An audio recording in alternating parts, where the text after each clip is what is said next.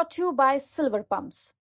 Top quality और consistent performance के लिए सिर्फ सिल्वर पंप्स नाम याद रखना। उस पाप को आज मोदी जी ने आपके चंगुल से, उस गिरोह से निकाल के आम मुसलमानों की तरफ उसको फेंक दिया है उसके काम करने के लिए। तो ये आपको खराब लग रहा है? वक्त के कार्यकलाप में हम कोई हस्तक्षेप नहीं कर रहे हैं, लेकिन हम वक्त का जो आमदनी है वह आमदनी सही मामलों में मुसलमानों के लिए खर्च हो, इस पर नजर रखने के लिए हम इसमें संशोधन लेके आए। अरे जेडीयू को और नीतीश कुमार को आपके सेकुलरिज्म के सर्टिफिकेट की आवश्यकता नहीं है, उसकी आवश्यकता नहीं है।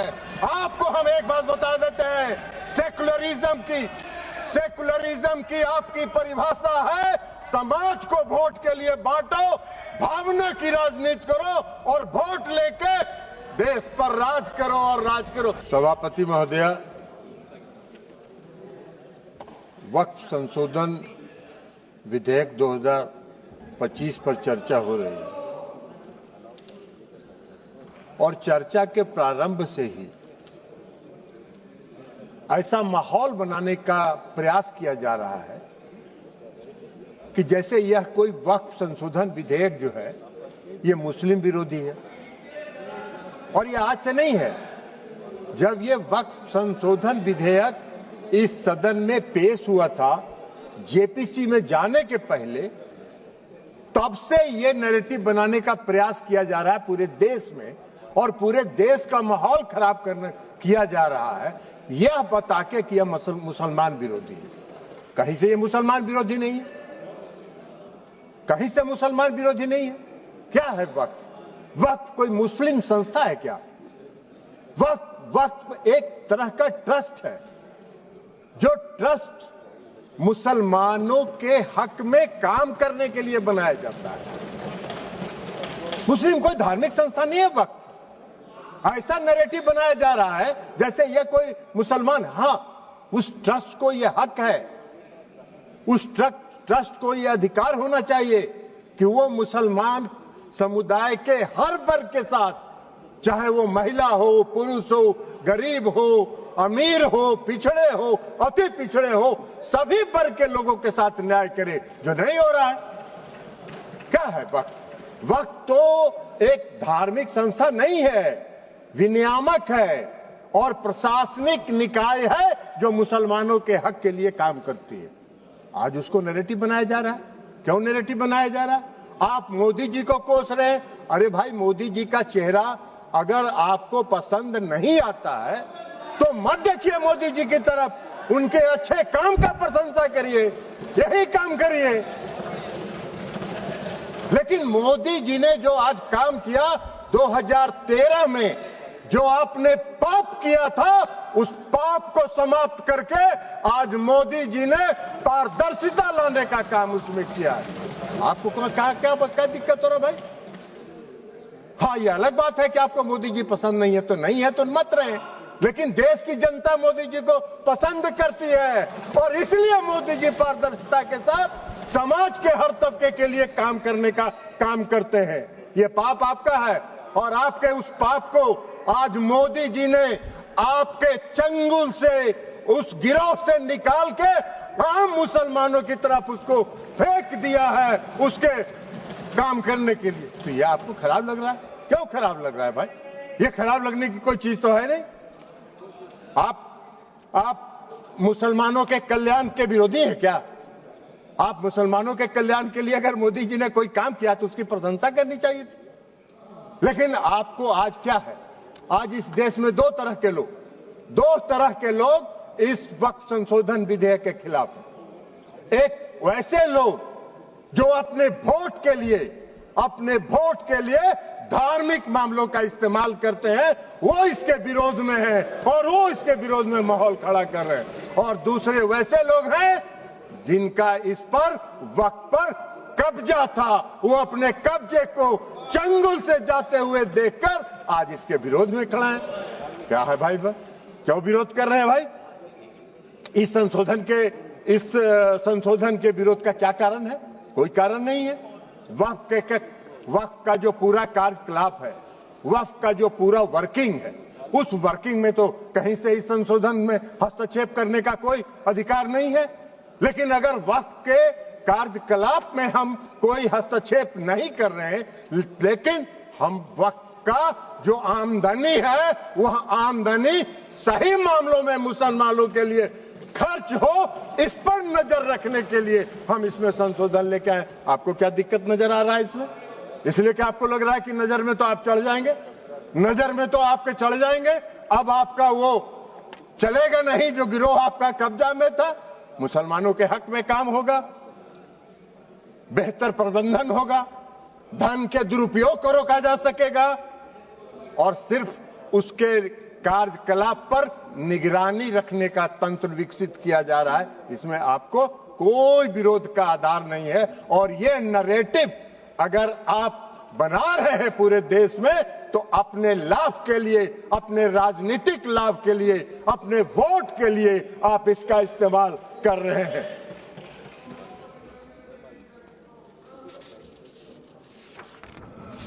सभापति महोदया, इस संशोधन से क्या होगा? इस संशोधन से सबसे बड़ा फायदा क्या है?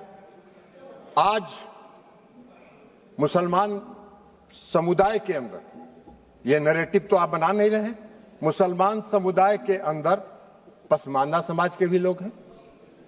आप जरा बताइए हमको, पूरे देश भर का उदाहरण देके बताइए कि पसमानदा समाज का वक्फ पर कोई है, वक्फ में उसका बेचारे का कोई से है? कितनी बड़ी आबादी है पसमानदा समाज की, उसका कोई से है? आप पूरे देश में, आपके नेता, कांग्रेस पार्टी के नेता पूरे देश में चिल्ला चिल्ला के कह रहे हैं जातीय गणना कराइए, जनगणना कराइए। तो कराइए, तो मुसलमान के पसमानदा के आप खिलाफ कहां हैं? अगर उनको हक दिया जा रहा है और उनको अधिकार दिया जा रहा है। आपको बता देते हैं, आपको बता देते हैं, आपकी सेकुलरिज्म की एक कांग्रेस पार्टी के एक नेता का कल हम देखे अखबार में एक बयान छपा हुआ है कि जेडीयू सेकुलर पार्टी है, उसको देखना है। अरे जेडीयू को और नीतीश कुमार को आपके सेकुलरिज्म के सर्टिफिकेट की आवश्यकता नहीं है, उसकी आवश्यकता नहीं है। आपको हम एक बात बता देते हैं, सेकुलरिज्म की आपकी परिभाषा है समाज को वोट के लिए बांटो, भावना की राजनीति करो और वोट लेके देश पर राज करो और राज करो। यह आपका सेकुलरिज्म का परिभाषा है। नीतीश कुमार जी का और जेडीयू के सेकुलरिज्म की परिभाषा है कि बिना कोई विवाद किए हुए काम करो, समाज के हर वर्ग के लिए काम करो। आपने तो इस देश में बहुत दिन शासन किया। आपको एक मिनट सुनिए जयप्रकाश जी, आपको बता देते हैं, बिहार में नीतीश कुमार जी 20 साल से बिहार के मुख्यमंत्री हैं। आजादी के बाद से आपने कब तक शासन किया? कांग्रेस पार्टी ने बिहार में कब तक शासन किया? आजादी के बाद से नीतीश कुमार जी ने 20 वर्षों में मुसलमानों के हक में जो काम किया, आजादी के बाद से आज तक नहीं हुआ। क्या हुआ? मुसलमानों के लिए नीतीश कुमार जी ने तालमी मरकज बनाया, हुनर योजना चलाई। भागलपुर दंगा हुआ था, किसके राज में हुआ था? वेणुगोपाल जी, आपके राज में हुआ था। क्या न्याय किया था आपने मुसलमानों के लिए? नीतीश कुमार जी ने एनडीए के राज में भागलपुर के दंगा पीड़ितों को न्याय देने का काम किया। यह काम नीतीश कुमार जी ने किया। आपका सेकुलरिज्म की क्या परिभाषा है? नीतीश कुमार जी ने पूरे बिहार के कब्रिस्तान की घेराबंदी करा दी। आप तो आजादी के बाद से इतना दिन शासन किए, कौन सा काम आपने किया बिहार में और मुसलमानों के हक में, ये बता दीजिए। लेकिन नीतीश कुमार जी वोट के लिए राजनीति नहीं करते हैं और नीतीश कुमार जी ने मुसलमानों के हक में बिहार में जितना काम किया, भारतीय जनता पार्टी उसकी भागीदार रही। भारतीय जनता पार्टी के समर्थन से ये काम हुआ। आप कहां खड़े हैं जयप्रकाश जी? ऐसे ही चिल्पो करते रहिए, कुछ होना जानी नहीं है। तो इसलिए आज वक्फ संशोधन बिल के माध्यम से मुसलमानों के, पसमानदा समाज के मुसलमानों के लिए, जो पिछड़े वर्ग के मुसलमान हैं, जो गरीब तबके के मुसलमान हैं, जो मुसलमान में भी सबसे निम्न वर्ग के मुसलमान हैं, उनको भी आज न्याय देने का काम हो रहा है। तो आपको चिल्पों बम मचा रहे हैं, आप हल्ला कर रहे हैं, आप नैरेटिव सेट कर रहे हैं, जैसे लगता है कि इस देश में कोई तूफान आने वाला है। अरे तूफान नहीं आने वाला है। इस देश के पसमानदा समाज के मुसलमान कल नरेंद्र मोदी के साथ खड़े होंगे कि इनके शासनकाल में हमको न्याय मिला। आप कहां नजर आइएगा, नैरेटिव सेट करते रहिए। और उसके बाद आप बताइए, महिला सशक्तिकरण की बात करते हैं, बड़ा चिल्लाते हैं महिला सशक्तिकरण के लिए कि महिलाओं को सशक्त करना है, कांग्रेस पार्टी महिलाओं को सशक्त करती है। अरे कहां महिलाओं को? मुसलमान समुदाय में महिला नहीं है क्या? मुसलमान समुदाय में महिला नहीं है? आज अगर मुस्लिम समुदाय के महिलाओं को वक्फ के साथ जोड़ा जा रहा है, आपको क्यों विरोध हो रहा है? मुस्लिम समाज के महिलाओं को भी सशक्तिकरण का हक है, उनके सशक्तिकरण का भी काम प्रधानमंत्री नरेंद्र मोदी जी की सरकार ने किया। इस वक्फ संशोधन विधेयक के माध्यम से आपका नैरेटिव सेट कर रहे हैं पूरे देश में, जैसे लगता है मोदी जी मुस्लिम विरोधी हैं। मोदी जी पारदर्शी, मोदी जी सेकुलरिज्म, जिस तरह नीतीश कुमार जी ने बिहार में सेकुलरिज्म स्थापित किया, प्रधानमंत्री नरेंद्र मोदी जी भी पूरे देश में सेकुलरिज्म को लेकर आगे चल रहे हैं। समाज के हर तबके के साथ, समाज के हर वर्ग के साथ, देश के हर राज्य के साथ एक साथ काम करके उसको विकसित करने का काम कर रहे हैं, इसलिए कि उनका विजन, उनकी सोच व्यापक है। वो विकसित देश बनाना चाहते हैं, आत्मनिर्भर भारत बनाना चाहते हैं। आप देश को संकुचित रखना चाहते हैं, देश को बांट के वोट के लिए धर्म के आधार पर वोट को बांटना चाहते हैं, जो आपका चलने वाला नहीं है। अभी चर्चा हो रही थी, बहुत लोगों ने कहा इस संशोधन के माध्यम से डीएम को अधिकार क्यों दे दिया गया।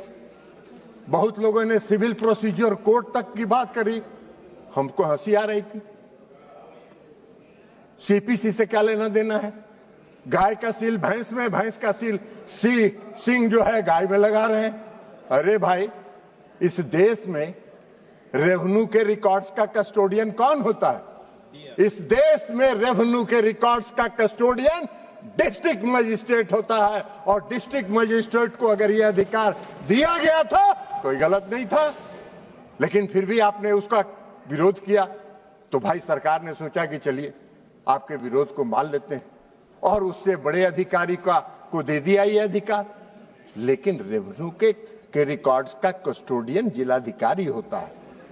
आपका अगर झगड़ा होगा, मेरी संपत्ति का अगर झगड़ा होगा, वेणुगोपाल जी आपकी संपत्ति का किसी से झगड़ा होगा, तो कहां जाते हैं आप? खतियान देखने के पास?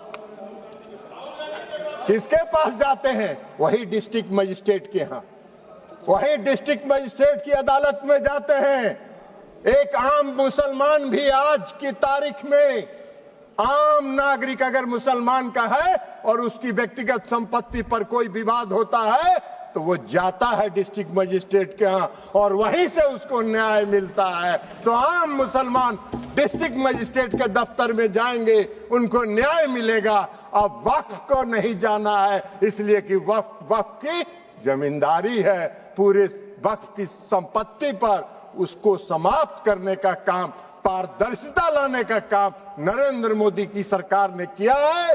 इसका स्वागत करना चाहिए, इसका विरोध नहीं होना चाहिए। अब आप कह रहे हैं कि ट्रिब्यूनल की बात आती है। भाई क्या ट्रिब्यूनल में क्या दिक्कत है? आज का क्या कानून है? आज का क्या कानून है? आज का कानून यह है जो पाप किया आपने 2013 में। आज का कानून क्या है कि अगर कोई वक्त, जो सुबह में रिजिजू साहब मंत्री जी जो भाषण दे रहे थे, उन्होंने कहा कि धारा 40 को खत्म कर दिया हमने। बड़ा बहुत अच्छा धन्यवाद के पात्र हैं किरेन रिजिजू साहब जी। इन्होंने सुप्रीम कोर्ट की बिल्डिंग को, राष्ट्रपति भवन की बिल्डिंग को, लोकसभा की बिल्डिंग को बचा लेने का काम किया, नहीं तो कल कह देता कि भी मेरा वक्त का संपत्ति है। भाई आपका कौन सा कानून है इस देश में? इस देश में ऐसा कहीं कानून होता है? कोई प्रजातांत्रिक, हम आजादी के बाद से इतने दिनों से इस देश को चला रहे हैं, कौन सा इस देश में ऐसा कानून है कि वक्फ ने जिस पर रख दिया हाथ वक्फ की संपत्ति हो गई? अभी सेकुलरिज्म के इनके सहयोगी हैं, जिनके आजकल वेणुगोपाल जी जिस पार्टी जो है जिसकी पिछलग्गू बनी हुई है, आज उनका भी वायरल हो रहा है। इसी लोकसभा में उनका दिया हुआ भाषण वायरल हो रहा है, जिन्होंने कहा है कि पूरे डाक बंगला चौक को पटना के वक्फ वालों ने कब्जा करके रख लिया है, सख्त कानून बनना चाहिए और उन लोगों को विदा करना चाहिए। तो यही तो आपका है, यही आपका है, वायरल है। जरा बाहर निकल के वेणुगोपाल जी देख लीजिए, नहीं हो तो बोलिएगा हम भेज देंगे, मेरे पास भी है, हम भी भेज देंगे आपको, देख लीजिएगा। तो आप वक्फ की संपत्ति को अगर आज समाप्त कर दिया उस धारा को, तो बड़ा बढ़िया काम किया। हम धन्यवाद देते हैं रिजिजू साहब के, जिन्होंने इस देश को बचा लिया और इस देश के कई लोगों को इस शिकंजे में फंसने से बचा लेने का काम इन्होंने किया है, इसलिए हम उनको धन्यवाद देते हैं। अब ट्रिब्यूनल की बात है। ट्रिब्यूनल का क्या था भाई? कल इस कानून के तहत ट्रिब्यूनल में जाइए, ट्रिब्यूनल में जाके आप साबित करिए कि वक्फ का संपत्ति नहीं है, ये मेरा संपत्ति है, और उसको 5 साल तक 10 साल तक ट्रिब्यूनल सुनता रहेगा, और एक बार ट्रिब्यूनल फैसला दे दिया कि वक्फ वाले सही है, अब फिर कहीं नहीं जाइए, फिर उसी में रिवीजन फाइल करिए। यही तो आज का कानून था, जिसको खत्म करके इस सरकार ने पारदर्शिता लाने के लिए सिर्फ इंडिविजुअल को भी नहीं, अगर वक्फ को भी कोई शिकायत है तो वह भी अपील में जा सकता है, उसको भी आजादी मिल गई है। दो तरफा मामला साफ है। अब चलिए, जो सही होगा वही होगा, और यही काम नरेंद्र मोदी जी करते हैं, पारदर्शिता लाते हैं। आपको पारदर्शिता से चिढ़ है, आपको पारदर्शिता से नफरत है, तो इसमें मोदी जी क्या करें? उनका चेहरा आपको खराब लगता है तो मोदी जी क्या करेंगे? आपको पसंद नहीं है, उनके काम की प्रशंसा किया करिए। इसलिए आज जो ये संशोधन लेके सरकार आई है, ये संशोधन पूरे वक्फ के कार्यकलाप को, पूरे वक्फ के कामकाज पर, पूरे वक्फ की संपत्ति पर, पूरे वक्फ का इस्तेमाल आम और गरीब मुसलमानों के लिए, मुस्लिम महिलाओं के लिए हित में हो, इसकी व्यवस्था के साथ ये संशोधन विधेयक आया है। हमारी पार्टी जनता दल यूनाइटेड इसका पूर्ण समर्थन करती है, पारदर्शिता का समर्थन करती है, और पारदर्शिता को लाने के लिए हम आदरणीय प्रधानमंत्री नरेंद्र मोदी जी का धन्यवाद करते हैं। अल्पसंख्यक कल्याण मंत्री किरण रिजिजू साहब का धन्यवाद करते हैं और अपनी बात समाप्त करते हैं।